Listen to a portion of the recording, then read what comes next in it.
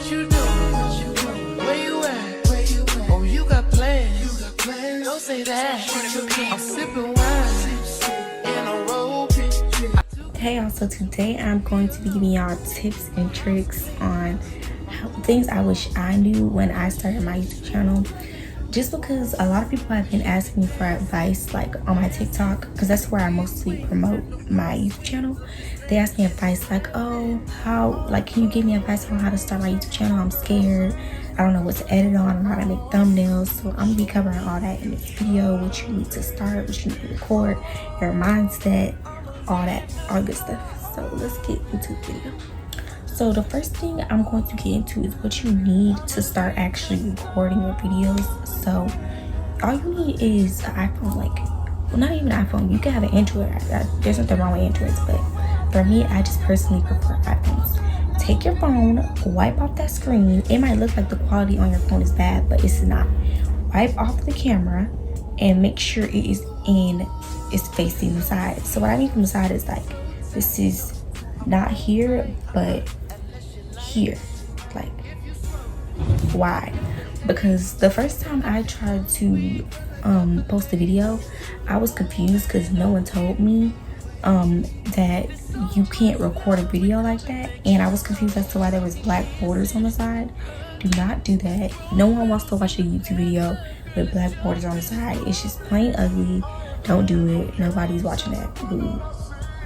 Also, I suggest recording on your front camera because a lot of people say the back because the quality is better. But for me, like, you can't see yourself in the back camera, so I suggest using the front camera. And if you are using your phone, then you should pick up a tripod. They're not that expensive at all. I think you could get one. I got mine for like $1, but you can get $1 and like some change. But you can get some for like $3. You know, I feel like it's a really good thing to have because no one's trying to be propping up books and clothes and stuff just to get the right angle. Like when you could just have, and also it's just when you could just have the angle for you with the tripod. It's also just easier to use. If you have a camera, you can use a tripod too. You can screw it off and it screws into your camera.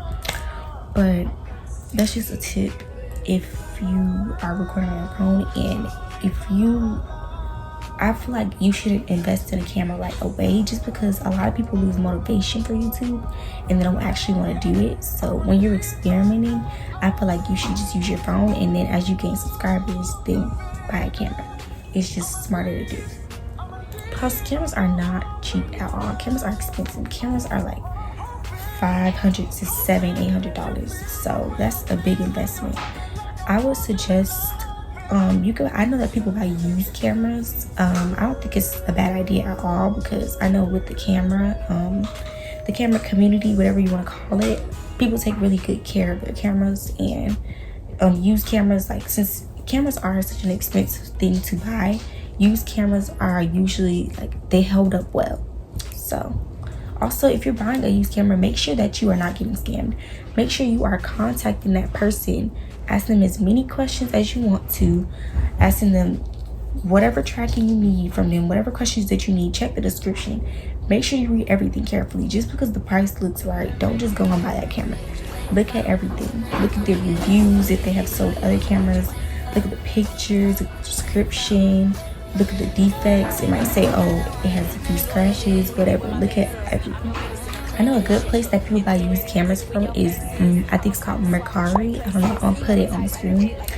But the camera I want, I heard people say that Canon cameras are not, they're like cheap quality, which I don't understand how it's a cheap camera, because it's, you know, it's an expensive camera. But people say Canon cameras are bad quality, like they're cheap cameras.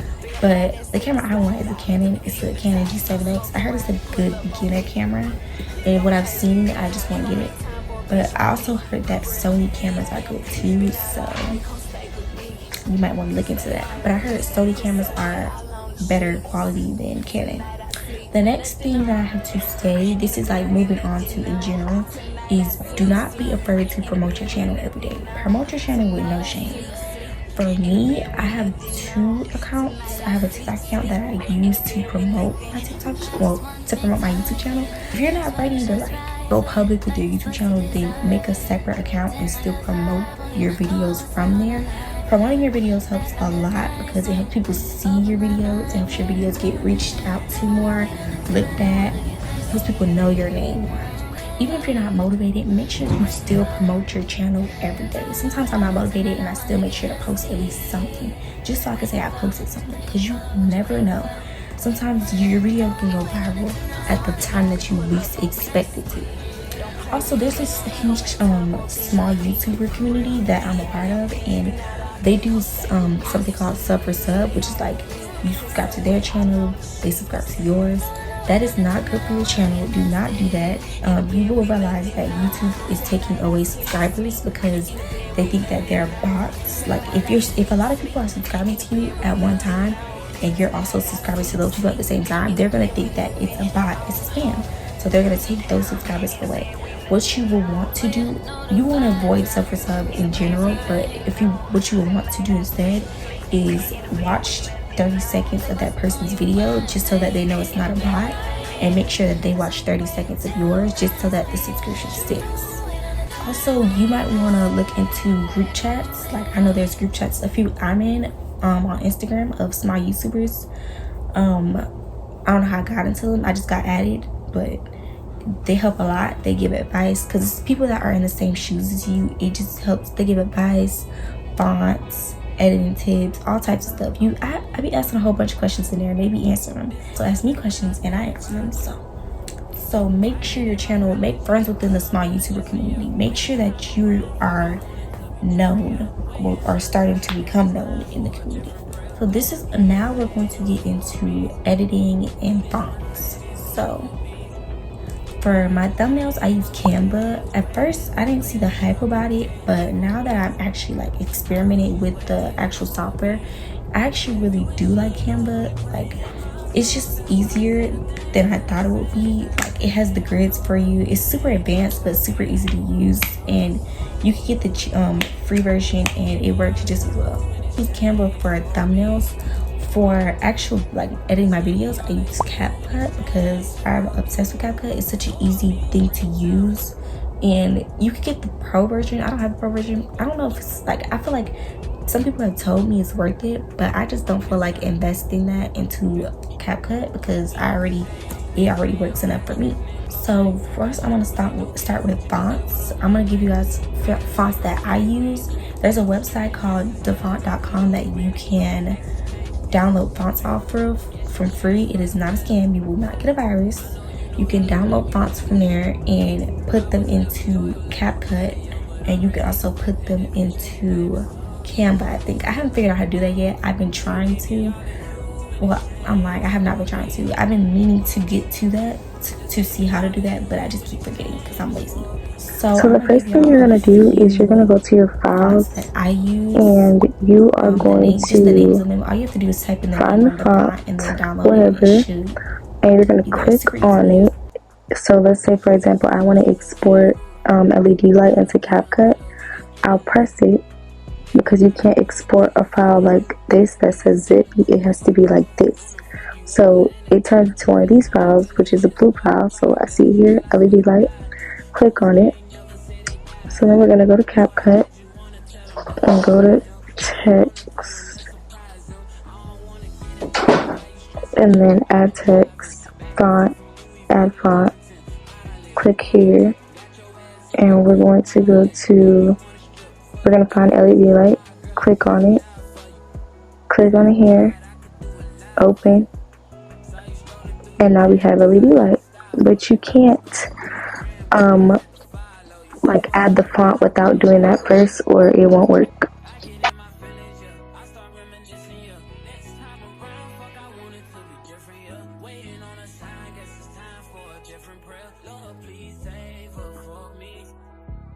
So the next thing is edit your videos as you go. So for instance, if you start a video and you have your intro and you have the first clip of the video, then put your intro and the first clip of the video in, and start editing that slowly, because editing takes a long time. You have to have patience with editing. I feel like anybody can do it, but if you don't take your time, it's not going to come out nice like how you want it to. Editing is very important because it keeps people entertained in your videos. Like, nobody wants to watch a boring video. People like to watch videos that keep them entertaining. They like to see stuff that is aesthetic pleasing. They like to watch pretty editing, aesthetic editing, things that keep them entertained in the video. One person that I really like their style of editing is, I think her name is, it's Victory Marie or something. She is a great editor. If you go look at her videos, they are so bomb. Her editing is just beautiful. I don't know how she does it, because she says she edits on CapCut, and I'm like, well, we must not have the same CapCut, because you but I know she does have the pro version, but I'm saying I don't even know how you'd still be able to do that with the pro version. Some people have a creative mind. I guess I'm just not that. I guess I'm not there yet. Gotta keep going. Now I'm going to talk about music and copyright, which is one thing that was really confusing to me when I first got into making YouTube videos. But now I'm kind of starting to get it. So YouTube has this thing where you get a certain number of strikes before, I think they like take away your channel or something. I don't know what they do. They delete it or something, but I know it's not good for your channel. So people, let's say I make a song and I put copyrights on the song, then you can use the song, but you can't make profit off of that song because it's my song and I have copyrights on it. If you do, then you have to pay me for it or come directly to me to get rights to be able to use my song. So what a lot of these people do for like beats and stuff, they like to put free. Just because it says free does not mean that you can use that beat, because you can still get copyrighted by that person. They're saying it's free, but it's still their beat. So what you want to do is you want to look up free for profit, because it means that you can make profit off of that beat, meaning you can have it as background music in a YouTube video and you won't get in trouble for it because it's free for profit. So you want to look into, make sure it says free for profit. Just because it says free does not mean that it is good for you to use. You can still get copyrighted. Also, getting copyrighted is not always bad. I don't think so. I haven't really figured this out yet. I think it's only a copyright strikes. Like, I've gotten copyrighted on my videos before and I'm looking into it and it says this is not going to affect the channel. It's not going to affect the video. People can still watch it. It's just, it's not a strike, meaning it doesn't affect your channel. I feel like you only have, I'm not really sure, but I think it's like a certain number of strikes before like you're out. Like, but also you can get sued, so be careful with the copyrights, because you can get sued if you use someone's stuff and you don't give them samples. So you might want to, if you really want to use a beat or something, you might want to not text the person, but DM them, email, look in the description, look at what you're using on your videos, look into those videos, look into the description, because you are not trying to be out here getting a whole bunch of copyright videos. A few places that I get my YouTube music from are just small YouTube channels that I've found. I've heard about the Tipsy Turtle. I haven't really gotten into it yet because I know that a lot of their songs are still copyrighted and I don't know how to check if they're copyrighted or not. So I haven't really got into it, but I heard a lot of people suggest the Tipsy Turtle. I think the other girl's channel is like no copyright or something like that. Her videos are good, honestly. I've used them before, but there's like a few other channels, I think like 2 or 3 other channels that I found about that I'm gonna put on the screen because I can't remember the names of the channels. So the next topic for me is gaining subscribers is not as easy as it seems, I'm telling you. So I started really taking YouTube seriously like a month ago, and I posted my first video, which did pretty well actually. It was a night routine video, but I took it down because I was starting to look at it and cringe and be like, yeah, what the heck is that? Like, no. It did pretty well. It got like, it's my, well, I didn't take it down, I just put it in my what do you call it, I put it in my archive. I don't know if that's what's called, but it got like 10K views or something like that for my first video. That was pretty good to me. It wasn't bad or anything. And I'm thinking like, you know, the next video was gonna be, you know, the same way. Like, I'm thinking I'm doing good. I posted the next video, I got like 75 views, and I was so discouraged, but I was like, you know, I'm gonna keep going. Posted the next video, I got like 30 something views, and I was super discouraged again, but I was like, I'm gonna keep going. Next video got like 10 views. So it's not going to be as easy as you think it is. You're not just gonna wake up one morning with after you post a video with 1,000 followers. You might, but like the chances are super slim that that's actually going to happen to you. So I would say you have to stay consistent and post. For me, I post twice a week just because I be feeling like once a week is not enough for me personally, and I'll be doing nothing anyway. So I'm like, you know, let me just get up and make some content. Like right now, I'm making 2 videos at once. I just recorded a Q&A video, and right now I'm recording this video. So it just makes it easier because now I can have both of these videos to put out and edit, and I don't have to worry about making another video for the rest of the week. Yeah, I just want to say earning subscribers is not easy at all. It's not a fast process. It's very hard to do, honestly. Especially earning subscribers that are going to watch your videos, people that enjoy watching your types of videos that you put out. That is the hard part, honestly. I feel like the people, my subscribers, are not a platform that strictly watches the videos that you like to put out, then it makes it easier for you to get views. That's why that is a good thing. Also, one thing no one told me is to download the YouTube Studio app. I did not know you had to do that. I had to figure that out the hard way. That is a nice thing to do because that app is very helpful. It tells you all your analytics, which you need to look at because it helps you know when to post, what time to post, what you did wrong, what the people liked.